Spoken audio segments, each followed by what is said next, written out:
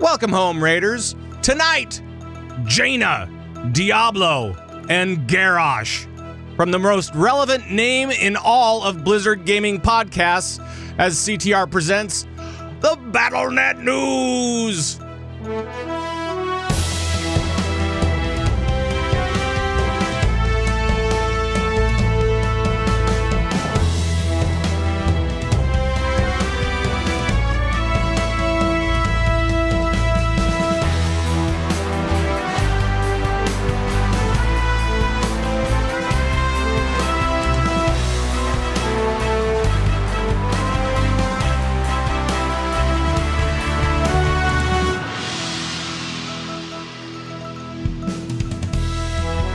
Ah, yes. From the Battlenet News broadcast bunker in Minneapolis, Minnesota, today is August 15th, 2017, and it's now 10:14 in the p.m. Central Time. Thanks for joining us from all around the Blizzard universe, and welcome to the Big Show. My name is Pat Crane, your host, and the players are here. We will start with From Lords of the Storm, a podcast about Heroes of the Storm. It's Gizmo! Hey, Pat, it is great to be relevant again. It really is. It really is. I am really digging it. Yeah.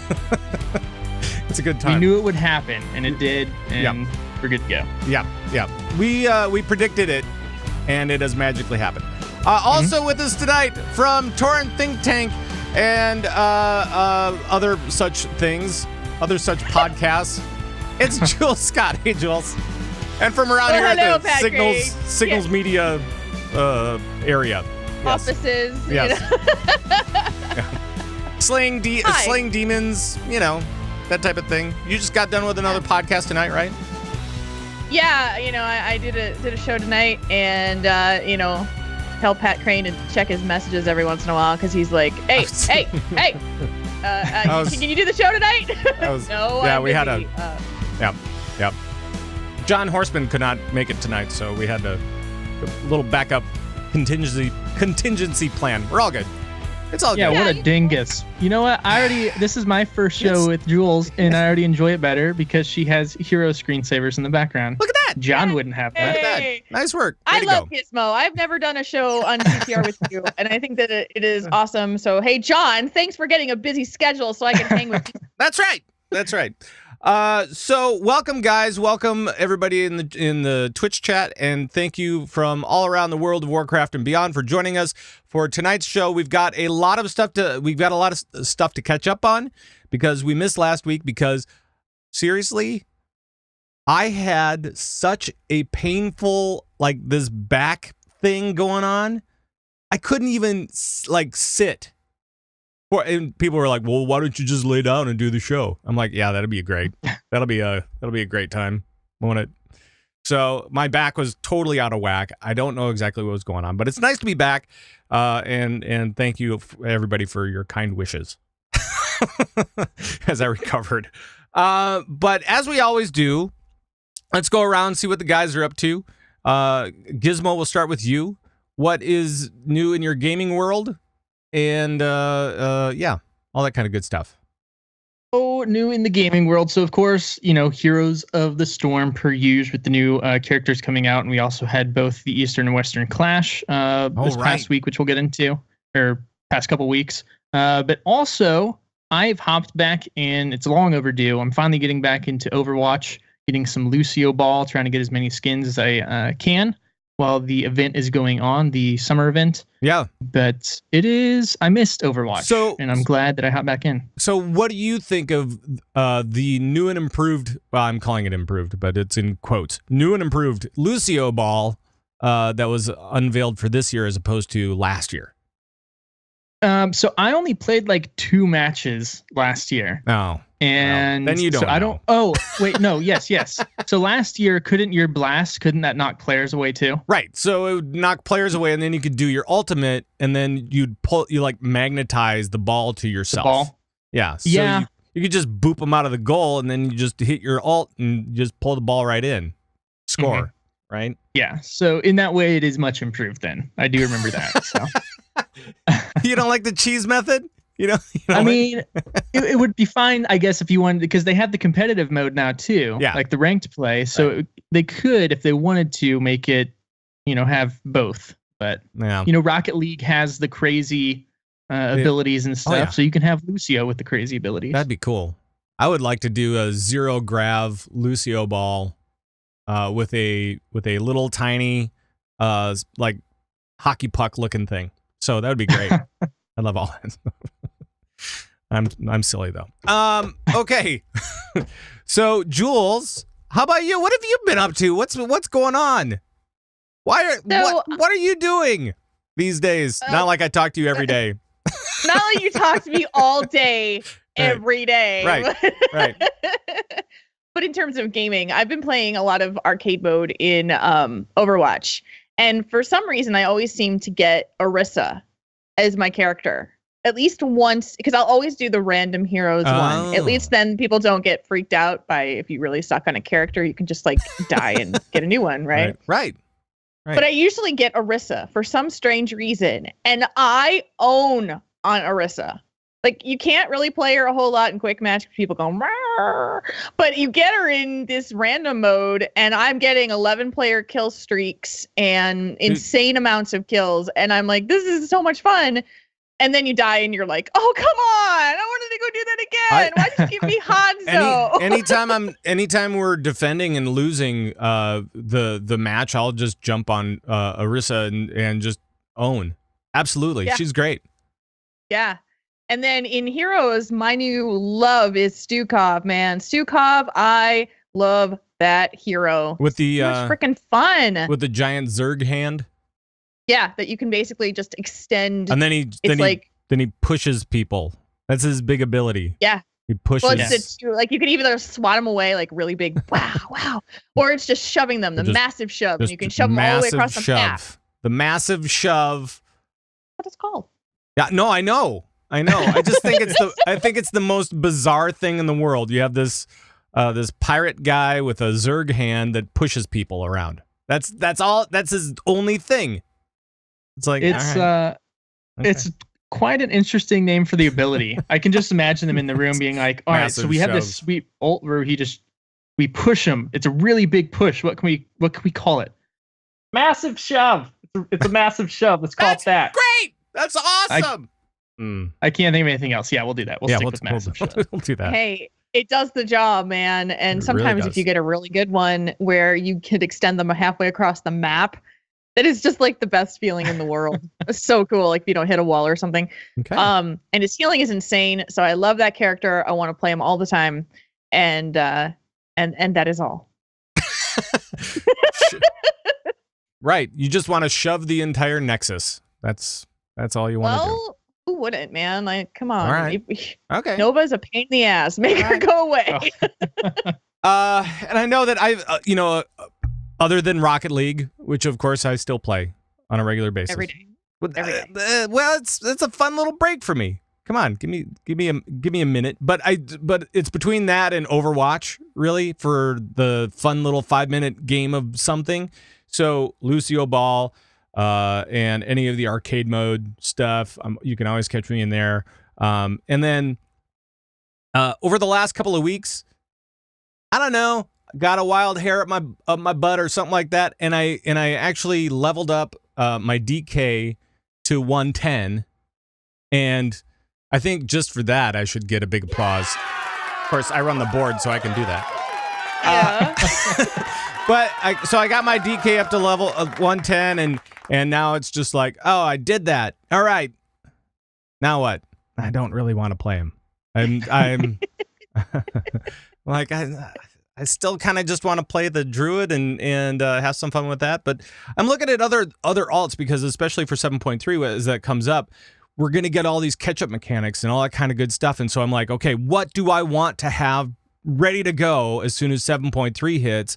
What are those things that are going to keep me invested in the game? Because I think that, and as we'll talk about in a minute, I really do think that Legion has kind of hit it out of the park on making sure that people continue playing the game.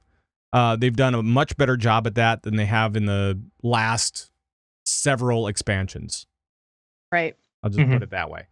So I'm trying to figure out what new characters I can bring in and how those will work and how the different catch-up mechanics will work and all that kind of good stuff. So kind of excited about that. Kind of excited. Did you do a Twitter poll to ask which character you should be playing in 7.3? That's right. It was a Demon Hunter? So I did so I did the Twitter poll for the next character, and I said, okay, what should it be? Should it be Demon Hunter, not a mage, not a rogue? Sorry guys, I don't play those.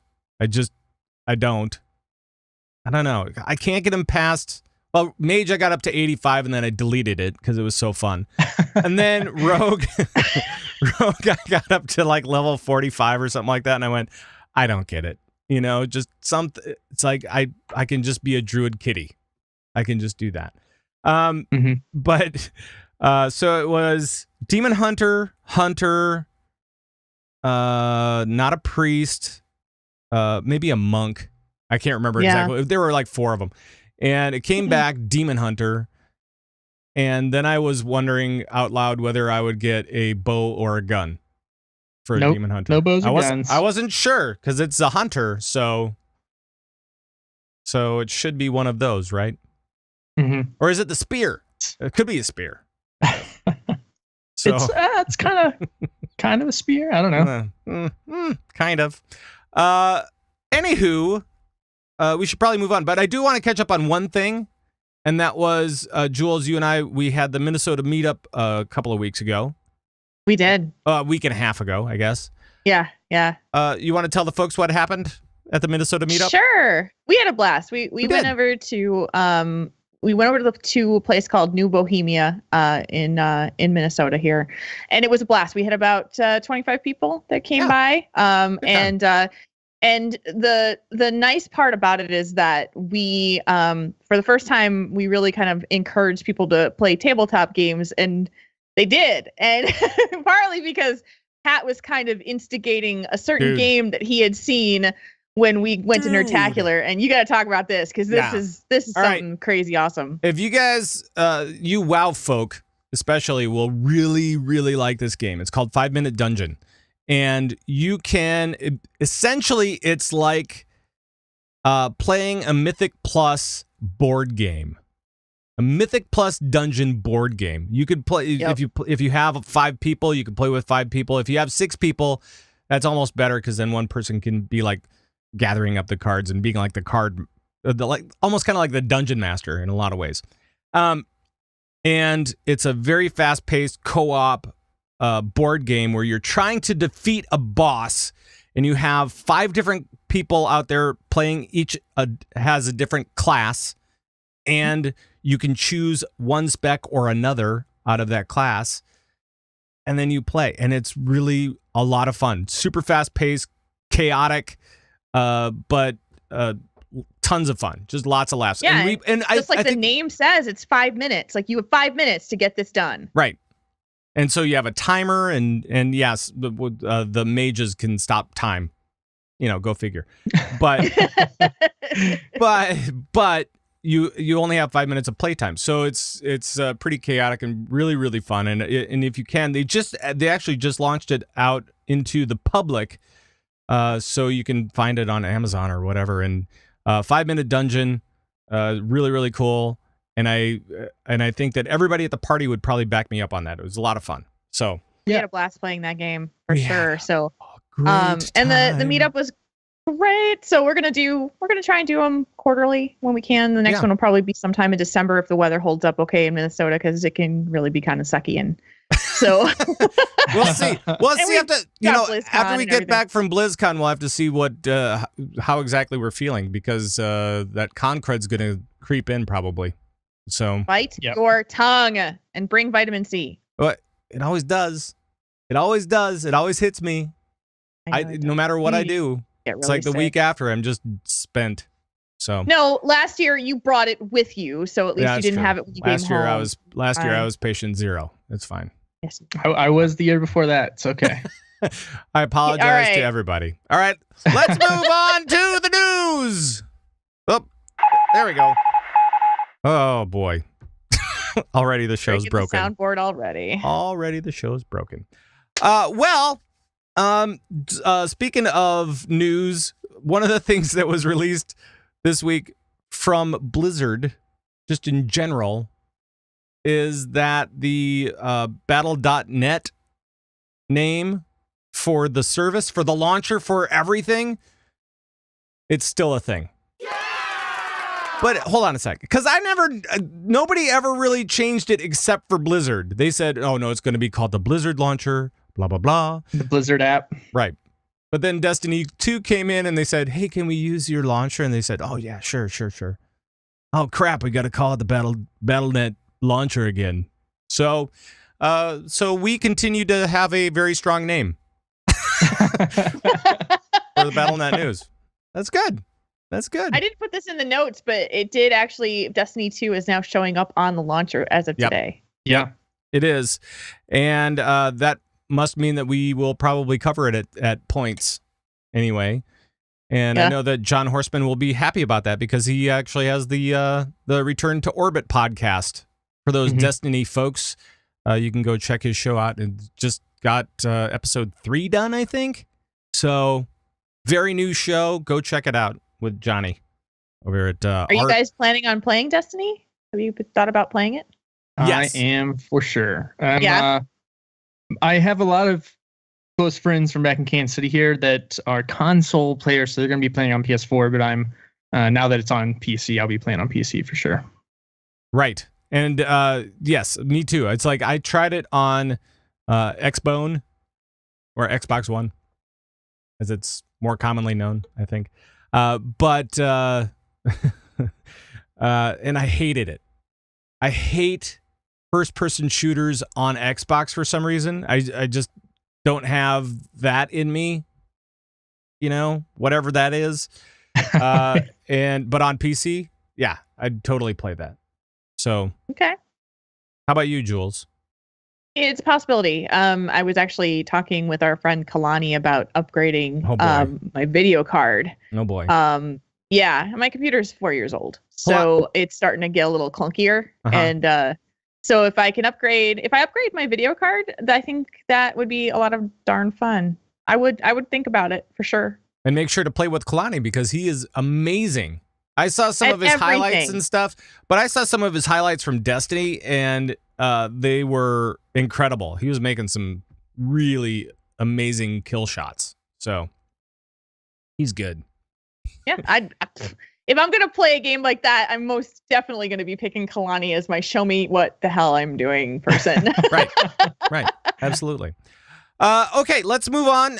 We do have more news just from Activision Blizzard because they did their investment call results for quarter 2. So apparently they're still going very, very strong, right, Jules? That's true.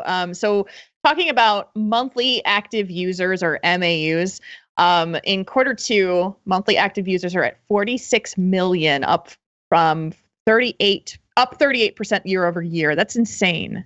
Yeah. That's insane. They've more than doubled since early 2015, and Blizzard is experiencing the strong participation with the game content for Hearthstone, Overwatch, and Diablo 3.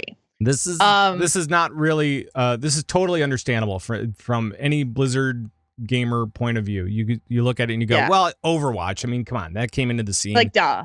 Right. And that's a huge hit. Huge. And Hearthstone, huge hit, and continues to be really, really strong. And especially now with the new expansion, which I'm sure that we'll get into. But this is based off of Ungoro, and Ungoro was really good. So, it just makes sense. Diablo 3 is still killing it. So, I think the thing that I noticed that I really enjoyed reading was that World of Warcraft, the time spent in game grew year over year, and Legion continues to outperform Warlords of Draenor. Well, duh. But I was just about to say the same thing. It's like, well, yeah, that's because Legion is so much better, right? I mean, Gizmo, would you agree on that? 100%. I got a legendary really quick instead of like the last person on my raid team by several months. Last expansion. Wow. Because of that freaking shipyard. Ah, the shipyard. They sunk my battleship every single time. Every time. Oh, the shipyard.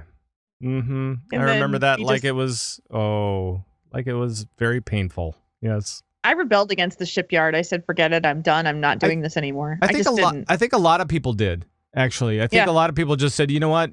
This comes at a point where I don't necessarily need to be working on stuff anymore. I can probably work around it somehow, or I'm just going to work the bare minimum and just try to get out of this as soon as possible.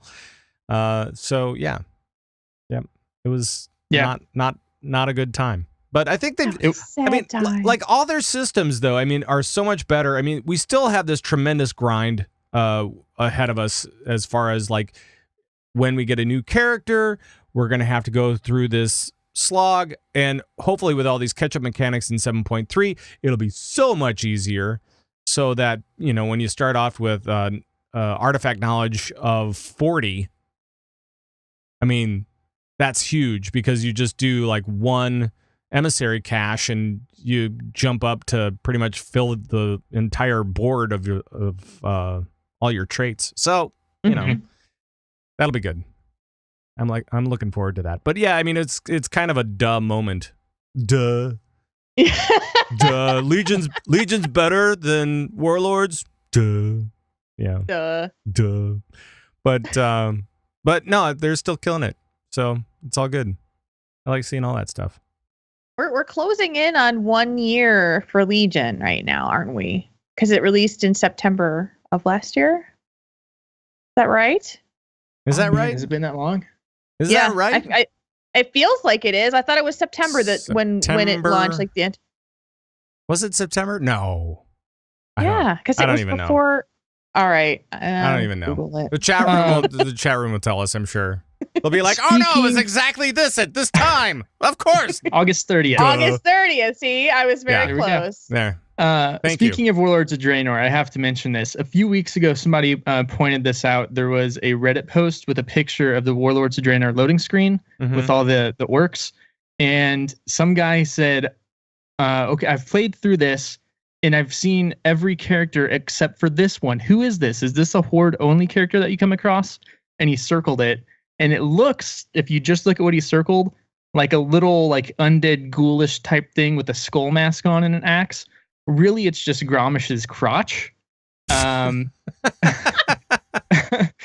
like it. Yeah, I guess he thought it was a different character. But so Heroes of the Storm took that like meme that it became, and Gromish's crotch is a icon now, a player icon. What? Oh, that's hilarious. That's awesome. Oh no! I like that. I love that. That's great.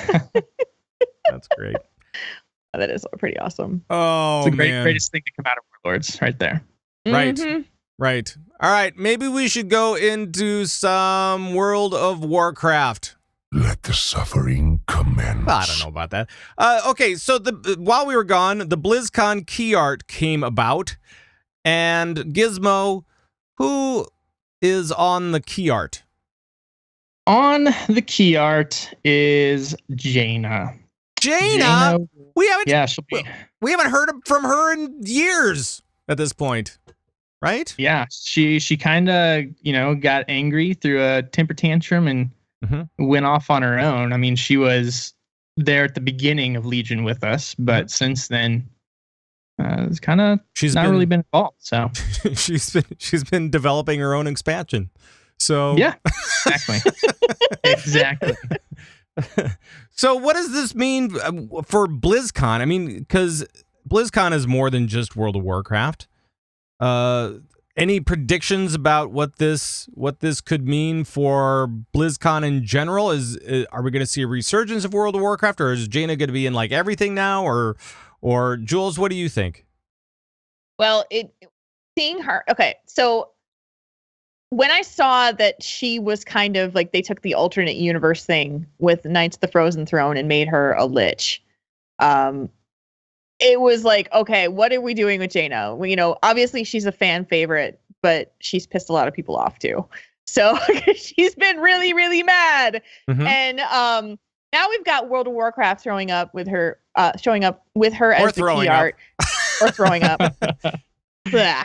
It's late. Shut up. Right. there's something big coming, and I want her to be in the complete center of it, because there's the story has been building for so long in terms of, because all through Warlords of Draenor, she was just building up, being more and more and more angry with very good reason. You know, it was a really good reason why she was completely and utterly disenfranchised. But there's now going to be, I think, a crux to that story, and it's going to be.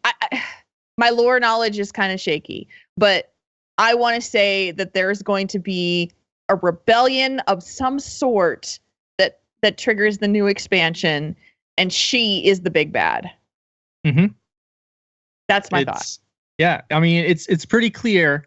Dreadlord Jaina is going to be a thing. Dreadlord. She's going to be the new Garrosh. Dreadlord confirmed. Right there. So it's going to be the Horde and Alliance versus the salty Jainas. Salty Jainas. Sounds like a bad eSports team.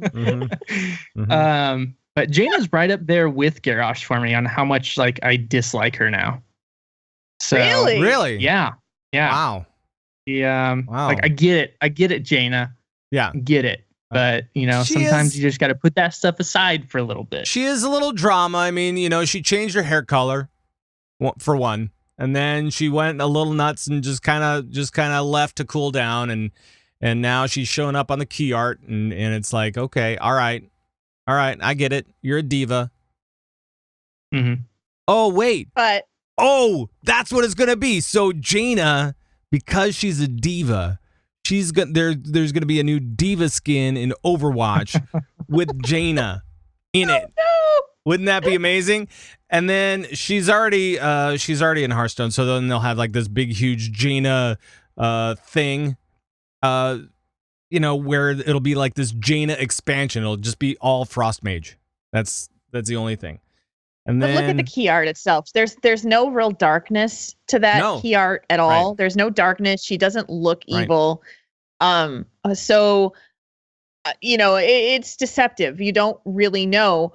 But this is such a Star Wars moment right now. She's hitting the dark side of the Force and being influenced by her hate.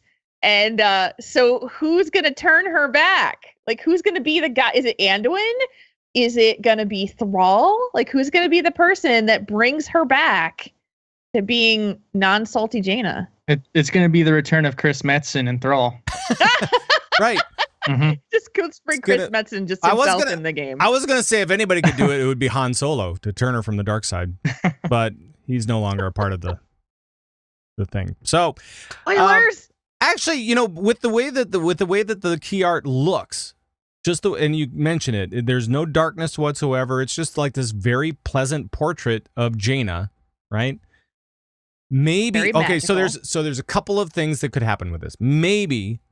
Just based off of that particular key art, you could say, well, maybe Jaina is actually gonna reunite the different factions in some sort of way, in a way that makes them stronger, not necessarily together, but stronger as the Alliance or as the Horde or whatever, and reunites it in such a way that it just kind of ties it up with a nice little pretty ribbon or whatever, or it could be one of those 3D pictures, you know, like you turn it, you hold it one way, and it's the nice, pretty Jaina, and then you tilt it just a little bit, and then it turns into really scary Jaina, you know. So it's like they have like that 3D art, that little thing where it's just like you just tilt it just a little bit. She's magically deceiving us with her visage. Yeah, and then there is a spell being like cast there, so there is a spell. Well, it looks like she's casting some sort of spell. She's got something in her hand, and there's ruins out in front of her. Energy there, yeah. She's always casting something, right? So that makes sense. I want to see her go destructoid mode and then be redeemed by someone that we don't expect. And then open up a timeline and go back in time and reunite. Then we with go back Arthas. in time again. Before he was the Lich King, and yeah, right. No, I get it. Yep, that makes sense. She goes and saves Arthas instead of having him become the Lich King, which completely breaks everything in the game. Right. Might as well She break goes the back entire in time. She saves Arthas, and then she becomes the Lich Queen to get her. I don't know. I'm out. I'm all out of stuff. I got nothing. All right. The ultimate sacrifice. Okay. One more thing before we get away from World of Warcraft a little bit.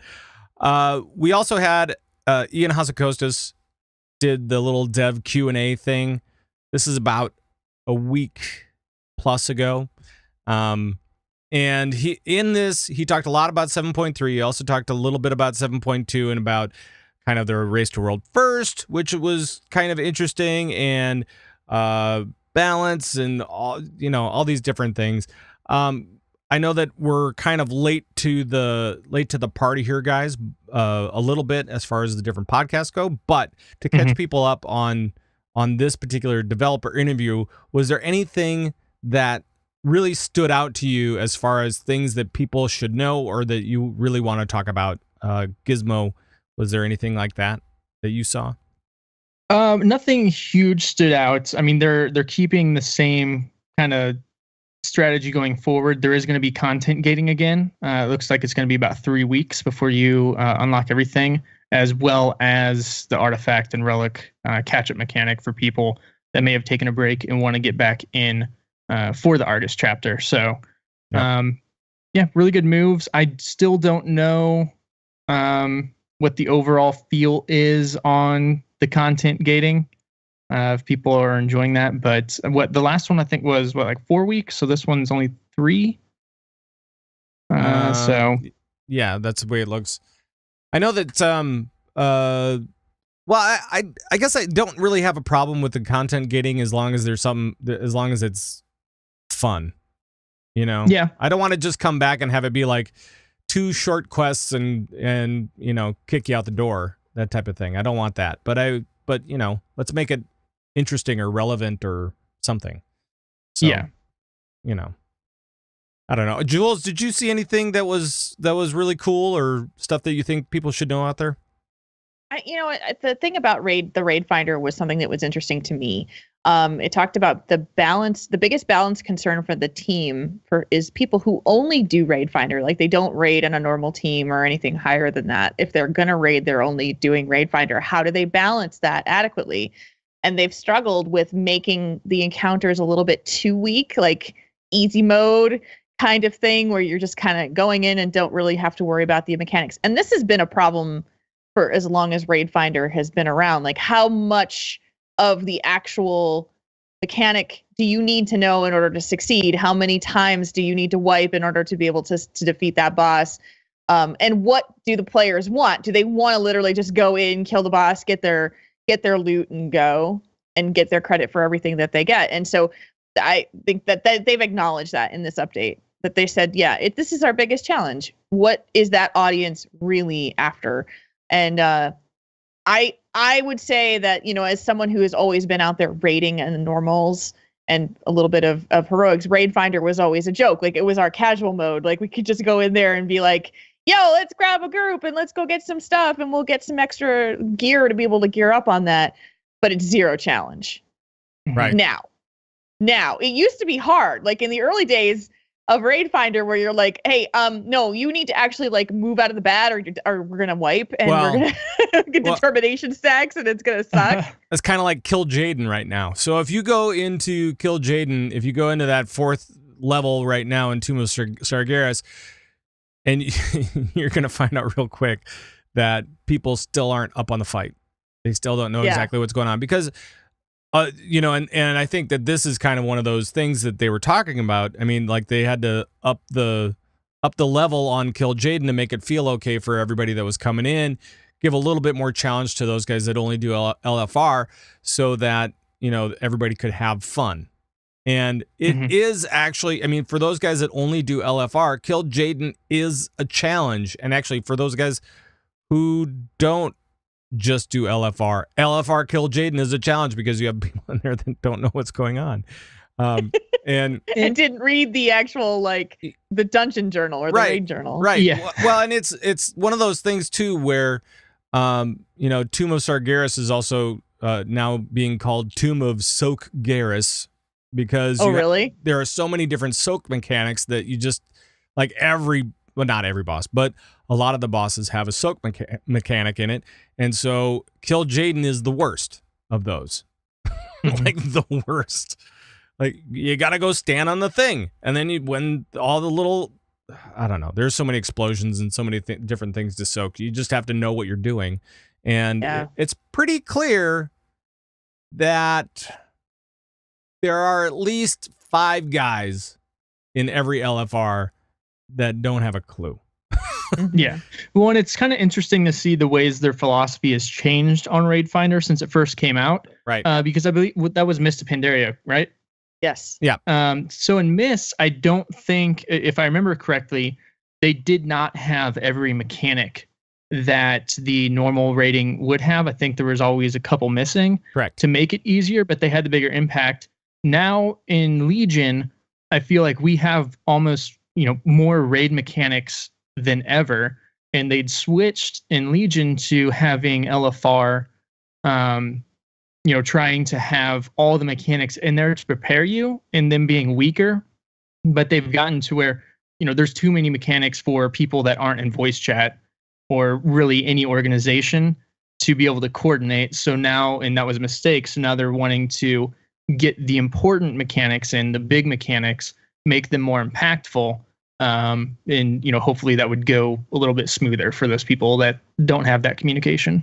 Oh my gosh. Yeah, it's felt like that though. Legion has been pretty much like every boss is a tank and spank. Like the tanks need to know what to do, but nobody else does. They get a little bit more difficult as you go through, but they've done a pretty good job for Tomb of Sargeras in upping the difficulty level as you go through the different tiers of LFR. So that's kind of nice that they don't just say, all right, here's your first 3 and those are all super duper easy, and then here's Kill Jaden and he's gonna wipe your raid a bunch of times, make you really pissed off.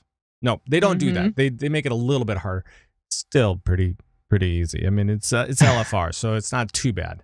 And somebody in the chat room just said, anyone remember Durumu in LFR? Oh man. Oh yeah. That was the platform with the maze, right? Yeah. The dark maze. Yes. Yeah. So, and I'm like, oh, dude, that was so much. I always had a blast during that because I was a healer and I didn't have to worry about anything other than the grid in front of me. So it was fine.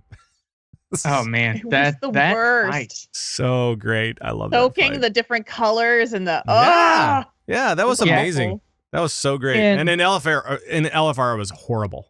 It was just it's so like people horrible.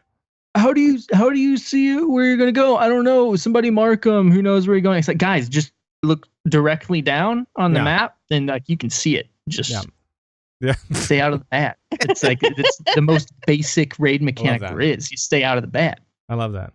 That's great. But no, it was a really interesting mechanic. Yep. Yep, it was. All right. Anything else from the Ian Hazzikostas interview that you guys wanted to talk about? That's it. That's the only thing ever. Okay. Let's briefly talk about Overwatch. Oh, this is my jam. Yeah. So the one thing that I wanted to talk about with you guys, yes, Doomfist is out and he's throwing all sorts of chaos all over the place, and people love him, people hate him.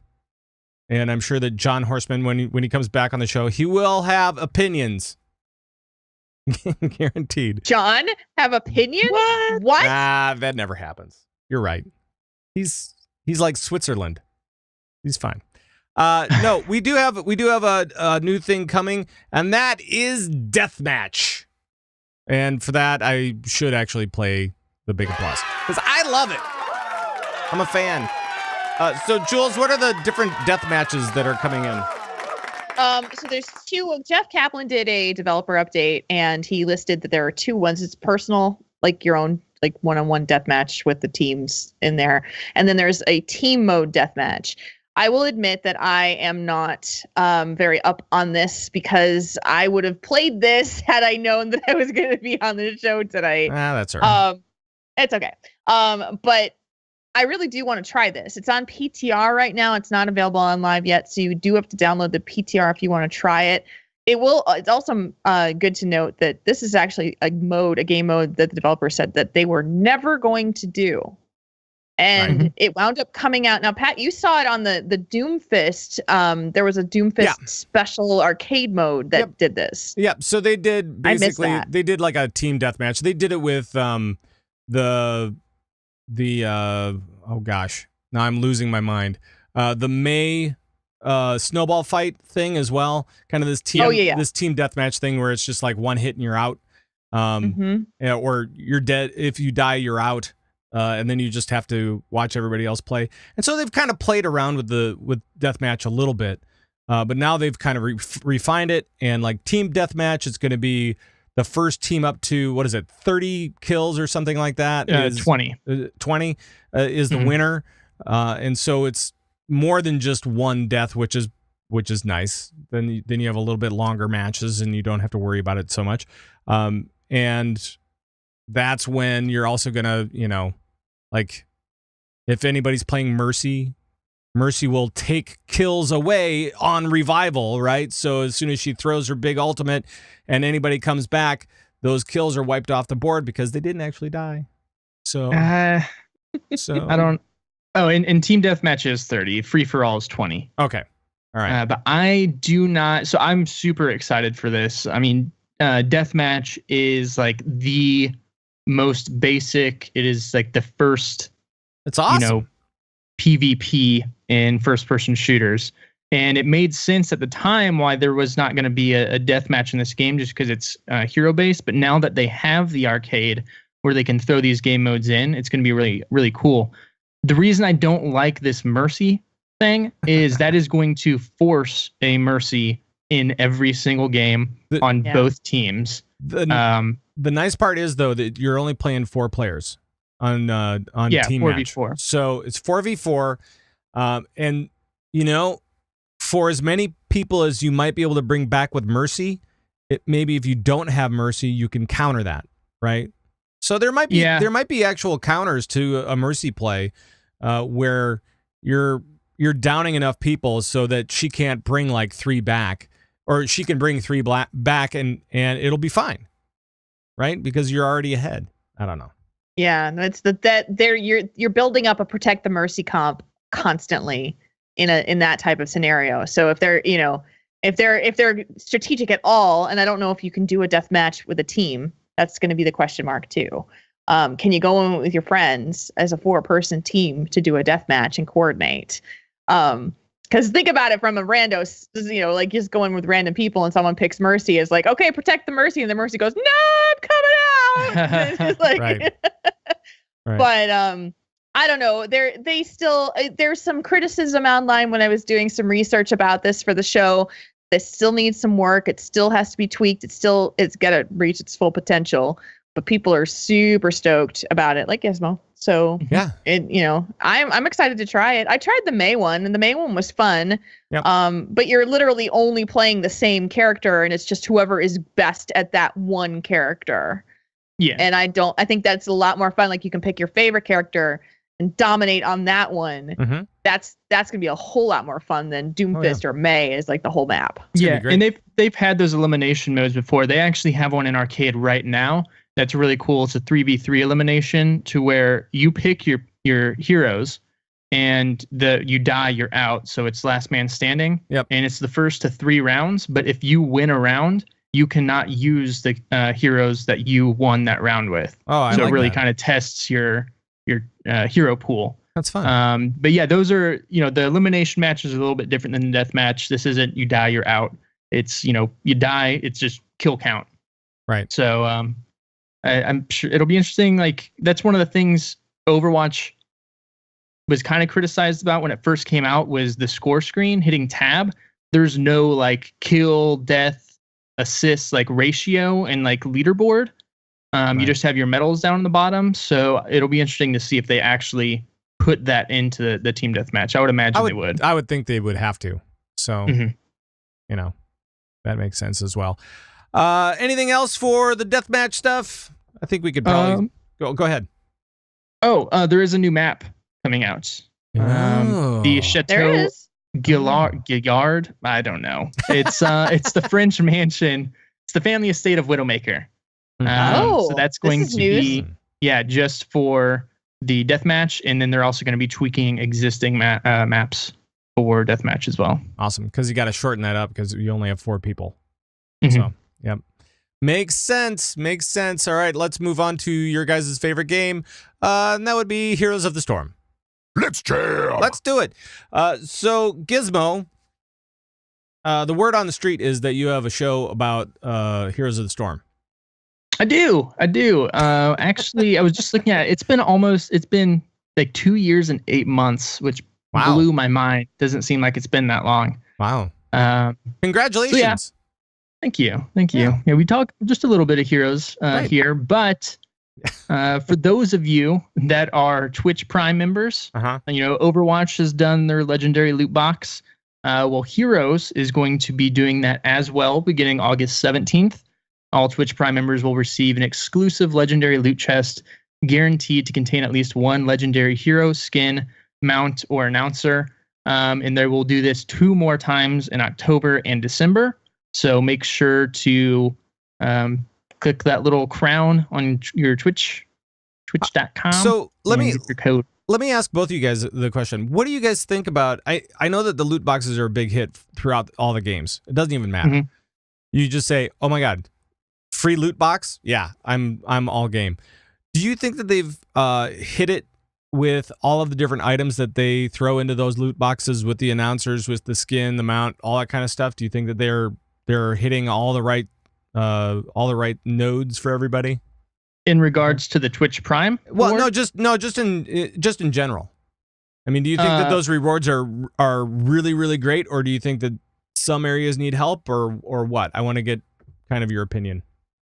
I think for Heroes, they have been doing a fantastic job. They release more content, cosmetic stuff so rapidly, and it's really easy to get the chest to kind of collect the stuff in there and craft things that you don't have. What I would not think they hit I don't think they hit the nail on the head is for this Twitch Prime thing. Yeah, it's cool. We're guaranteed a legendary. There are so many legendaries that, there's going to be a lot that you don't want. The one I got in Overwatch was a skin I already had. Sure. Cool. Like, whatever.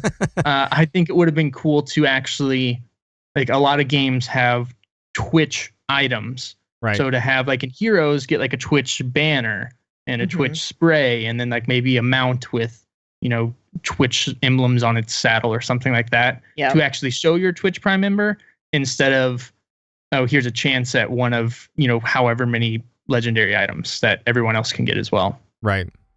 Yep. That makes sense. So that's for the Twitch Prime members. They are also taking away a map. Oh boy. What? Yes. Do you have words about this one, Gizmo? I think you do. I think most people that play Heroes have words about it. So this is the second time they've done this since the game's been out. But this is very unique because they're taking out Hanamura, which is their newest map to be in the game. Right. It came out with the launch of Heroes 2.0. They put a lot of work into this map. It is a beautiful map. It's the best looking map that they have. It's the most unique map that they have as far as objective, but players did not like it. It just was not working fundamentally. So what wasn't working about it? It just didn't feel good.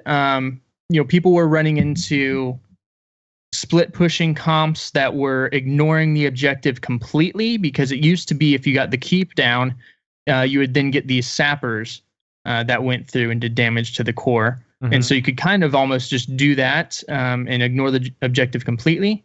And then they took out the sappers, and it got to a point where people were running comps to where they could pretty much lock the enemy team in their base. They could get the score up high enough, and teams were not ending the game on purpose to farm experience, which also feels bad. And it never felt good playing it. No one knew what was going on. It was too different of a map objectively. And it no one liked it, which is a shame. Okay. And All right. it's, props to Blizzard for realizing that. They tried fixing it. It didn't work. So they realized, hey, we need to take this out. We're going to work on it. There's no timeline of when it's coming back. Right. But they did this with Haunted Mines. Yep. Some people still don't like Haunted Mines. I really like it. They did a lot to rework that. They added more mine entrances. They changed how the golems worked. They switched lanes now. And it's a good map. So I'm hoping that they will take the time, not rush it. And when it comes back, it'll be what they intended it to be originally. Right. Yeah. Hanamura has like the camp mechanics that are really different and unique that no other map had. You get a token of some, like a coin that activated something. It was either a turret that you dropped down or some healing mechanism that you got. And I don't know for sure, but nobody was really seeming to even use those camp mechanics for any benefit after they released it. And I could see something like that be released on other maps. I think there's some benefit and changing the game a little bit for how you strategize. If you're carrying a coin that does a burst heal, but you have no healer that's alive at the moment, so there were really smart things that they had added to Hanamura, and I played that map so many times, and it was just a drag. It was so boring. When the payloads spawned, you'd be like, where do we go? How do we fix? And again, like Gizmo said, you're pushing people mostly into their base and just kill. It's just kills and kills and kills. There's no map mechanics. It's just really blah. Yeah, and I think they really tested the limits with this map on how different a map can be, like in one go. Because typically maps have had collect and turn in items, capture a point, or a push with a boss. So they're all different, but they're just kind of different variations along some of the same mechanics. Yep. To whereas this went, there's no capture point. You're pushing a payload. We've never had that. You have the merc camps that these merc camps aren't going to push for you or do anything like that. It's, it just gives you these items, and you're not necessarily fighting over an objective. You're choosing to help your objective or defend the other. So it was just too many things going on once. What I hope this doesn't mean is that I just hope they don't get frightened to still experiment with future map mechanics. Sure. Because this, you gotta be. This map was somebody's baby. They worked on this thing for a long time. Right. And that can't feel good having that pulled out so quickly after it released. But they just did too much. Well, it does look. It's a very stunning map, though. It really is. It's great. It really is gorgeous. So, I do hope that they definitely figure out what's wrong with it and get it back into the scheme of things. So that would be really, really great. And also, while we were gone, Garrosh, he trudged into the Nexus, didn't he? He did. He is not my war chief, but man, he is a fun hero to play, which I hate. I love to hate him. Yep. It's cool that I get to kill him a whole bunch now and it not be in Siege of Orgrimmar. Right. Yeah. But yeah, so he is. They're labeling him as a solo warrior. We will see if that's going to be true. It's a little iffy right now. He has a lot of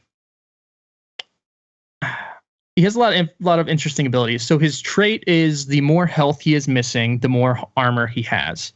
So it's effectively, giving him a bigger health pool. The lower health, the harder it is to kill him.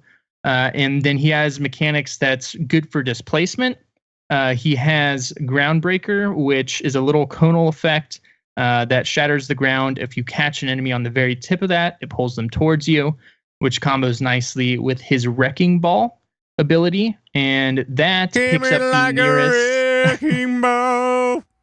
And yes, and sorry, that already was one of the names of our episodes. He should just sing I would love to hear him sing it. That would be really great. Anyway, well, there's your next song parody idea, dude.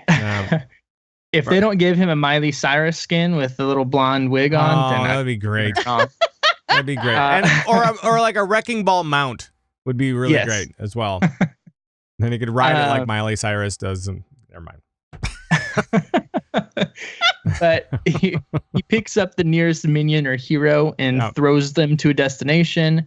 And his W is an ability that kind of gives him some life back. So his issues, as far as solo tanking goes, is he doesn't have really good initiation for a warrior, which is kind of something that people have determined in Heroes of the Storm. That's something a solo warrior needs. But he is a blast to play. The other issue with him coming out is a lot of people don't really feel like he fits the fantasy of Garrosh. Because people, think Garrosh now, they think Iron Stars, they think, the Shah investing him. Yeah. And he doesn't have any of that. So this is more. This is and we talked about this kind of. Mm-hmm. I think you and I talked about this. This is the Hearthstone version of Garrosh. Yeah. It's the Hearthstone version. It's not the World of Warcraft version, which is a little weird, considering that the card game came from World of Warcraft, but now they're taking the card game into the Nexus instead of the World of Warcraft. It's very confusing, but yeah. I forgot we talked about that. That was 2 weeks ago. But yes, we did. Well, it was a long time ago. I mean, it's been a while. So yeah, Garrosh is annoying as hell to play against. Oh yeah. He is a pain in the butt because he'll just take, just take you and throw you over a wall. And I've seen many a player who didn't quite exactly know how to handle or be around a Garrosh to get thrown and throw behind a tower and you can't get out because the wall's still intact. So, oh sure. He's really annoying to play against, which means that there's going to be some really cool potential. I cannot wait to see him in HGC in competitive play. And see how people spec him and how they spec around him. Right. Because you could take a fellow player, like your teammate, and throw them too, like Stitch's helping hand with the hook. So there's a lot of playmaking potential with that character. Very cool. I use that in quick match for if I'm about to die, I'm like, nope, I'm getting out of here. Lucio, see ya. You're bait. I'm just running. You guys have him sacrifice for the greater good. No. Lucio, I just tell him he gets mad. I'm like, dude, you had a better chance of getting out than I did. You got rollerblades. Relax. Yeah. And a speed 'em up. Mm-hmm. Yeah. Mm-hmm. Exactly. Anything else as far as catch up stuff for Heroes of the Storm for everybody out there? Or does that pretty much cover it? That's pretty much covers it. They did have a new brawl that was really cool on Blackheart's Bay, where you had to capture 100 coins, kind of like what we did for Heroes Charity Brawl. Okay, but a little different. You could turn them in and stuff. But so it's cool to see them still testing out new brawls. But that's about it. And I really do think that the brawls are kind of one of those game changers. Literally, but then. It's one of those game changers just because they can develop all these new ways of playing the game and really changing it up. And maybe one of those ways that they change it up will actually stick. And it'll become like a permanent part of it. It might be like in arcade mode or something, but they could find something that works so well that they would just make it like a permanent little mini game for everybody. And that's always cool. Yeah. Like the pool party they did. I really think they should just keep that in for custom games. But yeah, it's a great place for them to test out, different map mechanics and stuff to potentially put in game later. And that goes that goes across the board for all Blizzard games. Just so you know. I mean, it's like they keep on doing all this stuff in Hearthstone and even in WoW PvP, they're doing all the brawls now, and it's just a really fun alternate way to play your favorite games. So it's really cool. Speaking of favorite games, we should go to Diablo. Which doctor? This doctor. Because there was just released today a new patch on the PTR where they're taking a look at the Necromancer, like all the legendaries, and apparently the Whirlwind is back for Barbarian. So that's all pretty cool. It was really tough to unpack it right before the show, try to figure out what all the things are, because the legendary list is just huge.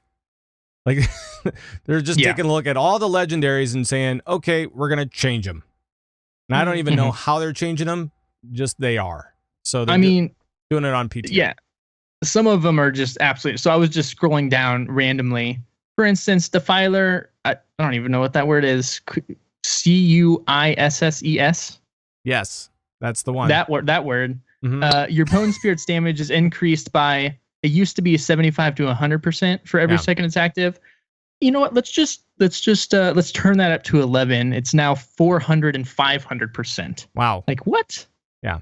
So what kind of buff is that? So they're trying some things, and Necromancer is getting rework essentially, like all the different, just getting massively tweaked to actually make it fit now that it's been out for a while. Yeah, and I like that they're kind of doing this mid-season, because this is typically kind of the point where either people stop playing or the leaderboard's kind of stale. You know, there's a stalemate. People aren't really climbing much anymore. So this is, changing item sets, what's going to be best in game for, group leaderboard climbing or solo. And it gets people back in there and potentially, able to push higher, or somebody else figure something out and be able to overtake the top spot, which is always cool.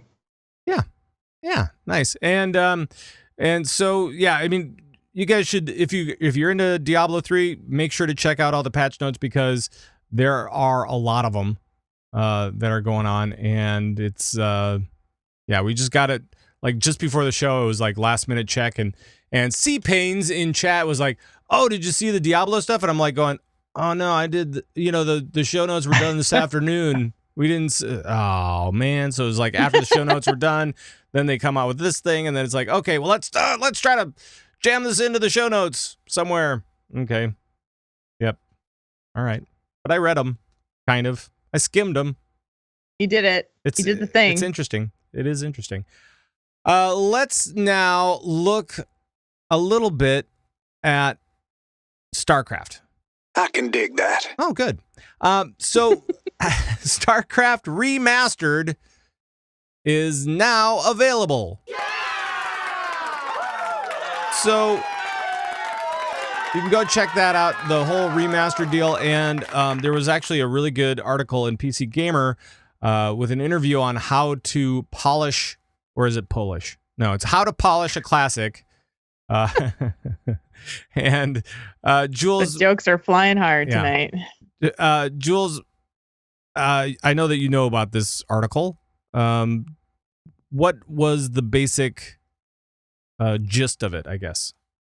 I know about this article, and I don't understand a damn thing about it. Oh, well, then I can talk about it. So essentially, it was kind of like, how do you update all of the graphics and keep gameplay the same? I mean, it's because the big thing about StarCraft is that everybody knows this game. It's been around since 1998, right? Or whatever. So it's been out there for 20 years.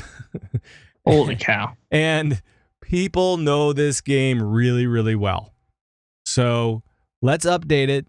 Let's try not to do too much to it. Let's just make sure we can make it a really classy look at this classic game. And so it was kind of interesting to see some of the perspectives from Grant Davies, right? One of the StarCraft devs. So it was pretty neat. Just kind of reading the thoughts here. That for anybody who is a StarCraft fan, and I unfortunately am not one of them because I've never played the game. So, Boo. But I can see. I know. It wasn't anything that was really. You're okay. I'm not RTS prone. Sure. But the thing about it, which I think is really neat, is that there was an intent to preserve the gameplay, the feel about the game, and preserve that, but make it better and more graphically friendly to today's audience. And going to 4K graphics, that's what their intent was for this. I think it's great. And I was thinking about it from a perspective of like, what other games would I want to see that happen to, because they've kind of like they've kind of not Blizzard themselves, but other games have kind of gotten that kind of treatment, I mean, the first thing that popped in my head was Tomb Raider, but then they're like, they're actually making cinematic quality Tomb Raider now. So I wouldn't want to go back to the early Tomb Raiders and be like, remastered. No, it's what they're making now is much better. So I couldn't really come up with any of the nostalgic games that I'd want this treatment to, but I bet the audience has ideas on that. I want to see a 4K version of Conker's Bad Fur Day. That's what I want to see. What are you Look up Conker's Bad Fur Day. If you guys don't know what that game is, it is amazing. Oh man. What? It is so If you don't know what that fun. game is, you're too young to look up what that game is. You may be. Yeah. You may be. But that was the same. That was essentially the same era a little bit. I think it was maybe a little bit before that. But I mean, it was the 90s. The chat room is actually telling you that it's a good game. So good and so bad. Yes, when you have a singing pile of poo. Well, he sings opera, so it's classy. But it's really great. And I know that there's YouTube videos out there so if you go see Conker's Bad Fur Day on YouTube, it's out there and it's a lot of wrong. So yeah. But I would love to see that in 4K. I would love to see him redo it because that game was just a blast to play. And North said Wing Commander. That's a good one. Dravit said Final Fantasy VII. Sure. 4K treatment. Yeah. Sure. Yeah. So that's a so there's companies are doing different things with these remakes now. Final Fantasy VII is getting the remake, but that's something where they're taking it. Obviously, it's going to be standard day graphics and look amazing, but they're actually changing the gameplay completely, where it's going to be active combat instead of the turn-based. So that's something that's like super risky. And Final Fantasy VII is my favorite game of all time, so I'm looking forward to that. But as Jules said, like in this, it's not just the artwork, but they didn't want to touch the gameplay because this was like the first big esport there was, and they, people cherish. This is a baby. People cherish StarCraft. But other things they did do to update it is apparently it's not in this article. I remember reading it like a month ago. Apparently made changes to the way matchmaking works and online play. So that's just more convenient. Like it is in StarCraft 2 now, where you can queue up. I don't know how it worked in the initial StarCraft.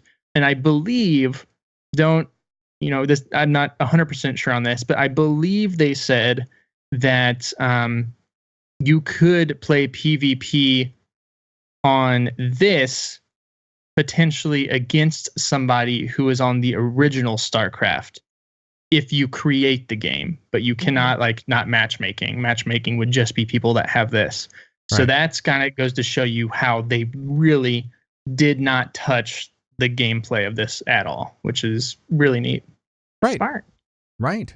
It is. And C-Pains actually just said they saw a Reddit post earlier today of Diablo 2 remastered. Wow. So That would be awesome. Yeah. Yeah, exactly. And I think there was actually something else in that article. Yeah. Warcraft 3. They're patching that as well. So who knows what's going to be happening down the line. We shall see. All right, let's check in with eSports real quick. Yeah, baby. We do have an update for Overwatch League. And that is that we have 2 new teams in the mix, right, Jules? Yes. So London gets so Europe finally gets an esports or an Overwatch League team. Cloud9 is going to represent London for Overwatch League. And then the big surprise is that Los Angeles is getting a second team that's owned by Stan and Josh Kroenke. So that's 9 teams total that have been established for Overwatch League. I think they have until October to finish up for the drafting of the teams. That was big news. Like, people were really excited because everybody had the first release and they were like, where's EU? Where the hell is EU? Right. So now we got London. London. And where is Cloud9 based out of? Los Angeles. So that was so weird. So they're based out. I mean, the first year it doesn't really matter because everybody's going to be playing in LA anyway. So I guess it doesn't really matter. But so apparently they're going to relocate to the UK. All right. Cool. I'm okay with that. Let's see. What else? HGC, right? Yes. Western and Eastern Clash. We'll go there. Yeah. So the Western Clash was this last weekend before this past weekend. 2 weeks ago. Yes, 2 weeks ago. There you go. And no surprise, Fnatic crushed it. Did not drop a single game. Not only a match, they didn't drop a single game. And crap, I can't remember which player it was. Maybe it was Breeze. I don't know. One of their players literally did not die the entire tournament. Wow. Did not die. Wow. So Breeze or Wubby. Yeah. But that was insane. That's crazy. And this is this was the first time that this happened too, right? This was like the first time that any team had 3-0'd on the finals like this. Mm-hmm. So that was nuts and not unexpected. Yeah, so that just, I mean, Fnatic is, we've had these powerhouse teams before, but it's been tough to keep that. They've always kind of gotten stale and fallen back. Fnatic right now, who, won the midseason brawl to become the best in the world, not just the Western hemisphere, is just, they're still trucking. North America still has some work to do. We didn't have a team in the top 3. So, we'll see if we can improve by BlizzCon and if Fnatic can kind of hold their reign there. Because then this last weekend, the Eastern Clash happened. L5 actually came back on top over MVP Black, which they have kind of flip-flopped before. L5 was Ballistics at BlizzCon. I think they have some new players now, but they're back on top. So we'll kind of see between now and BlizzCon, which we have a week off before regular play, standard play comes back in, how those two teams are going to line up. So it's going to be really interesting. Awesome. Cool. Anything, what's the next thing coming up for HGC? So this weekend is a bye, and then it's just regular season starting back up August 21st. Awesome. And we're leading up into the Crucible, which is going to be the second round of the Open Division teams being able, the top 2 of the Open Division being able to compete for a spot in HGC. So that ends up happening right before BlizzCon. And we're headlong into the BlizzCon finals. We are so close to BlizzCon. We're only a few months away from BlizzCon. Oof. Right? And I'm going to be in Anaheim next week. Well, Jules, you're going to be there too.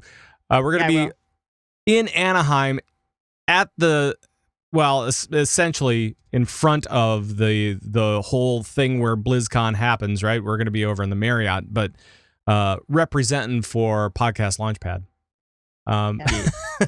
Yes, we will. The new jam. Staying at the Hilton, by the way. Yeah, we're staying at the Hilton, but the thing's over at the Marriott. So, I don't know what's going on with that. Anyway, but yeah, so we're going to be there next week, and it's going to be like flashback, like every flashback and every hope, every dream that you ever have, but just without all the people. So it'll be very strange. It'll be weird. It's going to be really odd. Yeah. But I think that does it for the show, guys. So unless you have anything else about any of the other games or anything. C-Pain's mentioned it in chat. So Gamescom is coming up. Oh, yeah. I don't know. Yeah, as far as the other games, we are expecting another hero announcement for Heroes of the Storm. Yep. And I also know there's going to be a bunch of streamers for all the Blizzard games kind of going to the event. Right. Which I believe is in Germany. Yes. To live stream from the event, which will be really neat. In Cologne, where it does not smell like cologne because of all the nerd sweat. So, yeah. So the other thing that is probably expected is going to be an announcement for World of Warcraft. That's what everybody's thinking. And especially with the Jaina art being blown out already for BlizzCon, that may be the case. We'll have to wait and see. We have that's next. When does that happen? Next week. Thursday or something like that. Yeah, it'll be while we're in California. So there. So that's all I got. Anything else? Okay, that's it. All right. Well, I'll play this music. and we'll get out of here. But before we do, why don't you tell people where they can find you and all that kind of good stuff? Anything fancy coming up or anything? Jules, let's start with you, buddy. What do you got, what do you got coming up? You can find me. And you can, this week, Tauren Think Tank has a special guest. We have Nicole Duquesne from Heroes of Fitness joining us for a special question. Yay. And so we're going to have Nicole on the show. And then next week, as Pat said, we're heading to Anaheim, California for Podcast Movement. Should be pretty awesome. Mm-hmm. Looking forward to that. And and so that means you probably aren't going to have a show next week, are you? We'll have to see. We'll have to check out. Yeah, no kidding. We'll have to see. Maybe a special report. I don't know. Maybe. I don't know. That's what's going on with me. You can find me on Twitter at JulesRPG as right well. on. Gizmo? Oh, you can find me on Facebook, Twitter, Twitch, all the things at Gizmozord, as well as Lords of the Storm, which is live Wednesdays at 9 p.m. Central, and that'll be at twitch.tv/Lords of the Storm. What's on tap for tomorrow? What do you got?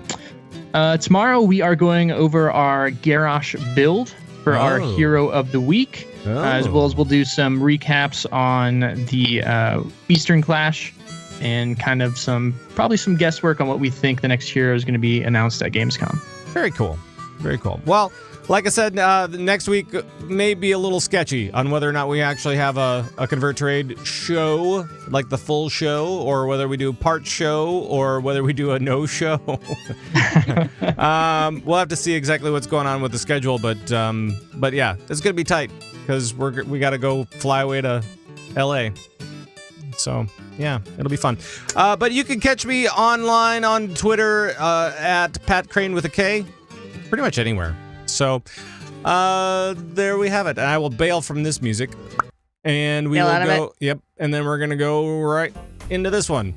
Now, you guys, please join us in all the conversations we're having anytime. You can email us, converttoraid@gmail.com. You can call and leave questions and comments on our raid line, 612-787-RAID. That's 612-787-7243. You can join the Bazooba Guabo Nation by heading over to converttoraid.com. That's where we have show downloads, Discord infos, videos, audios, and guild stuffs and more. It's all over at converttoraid.com. We're also on Apple Podcasts, YouTube, iHeartRadio, and other stuff like that around the internet. So make sure to check us out there as well. Convert Your Aid is produced and distributed by Signals Media. Make sure to check out all of our friends at the Signals Media All-Star Network at signalsmedia.com. That's going to be it for the show. Thank you guys for joining me. Thank you, Jules, for stepping in last minute. Really do appreciate it. You betcha. Thank you, Twitch chat, for always making life interesting. And especially when you do all those emojis. All right. Thank you guys out there, no matter where you are, for listening to the show. We really do appreciate it. And we will see you next time for all the guys on Convert to Raid. Bye-bye, everybody. Bye-bye.